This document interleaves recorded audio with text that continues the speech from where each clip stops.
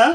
তাহলে একটা নারীর কাছে যদি 4 থেকে 5,000 টাকার একটা সম্পদ থাকে, তার কাছে কিন্তু অনেক কিছু, তাহলে ওটা গচ্ছিত থাকবে, এটা বাড়বে ছাড়া কিন্তু কমবে না। এটা কি আপনারা বিশ্বাস করেন? ঠিক এই ধরনের কার্ড আপনাদেরকে 8টি পরিকল্পনার হিসেবে 8টি কার্ড নির্ধারণ করা হয়েছে।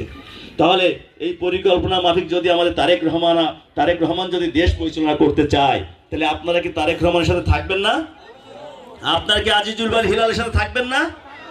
তাহলে আমাদের প্রয়োজনটা কি? আমাদের সাধারণ জীবনযাপন, তাই না? একটা মানুষ কি চায়, সাধারণ জনগণ কি চায়? সাধারণ জীবনযাপন সুন্দরভাবে করতে, কোনো অন্যায় অত্যাচারের শিকার যেন না হয়, কি তাই চান না? ঠিক এইভাবে একইভাবে আমি সংক্ষেপে দিচ্ছি, এর ভিতরে আরো অনেক গুণাবলী আছে।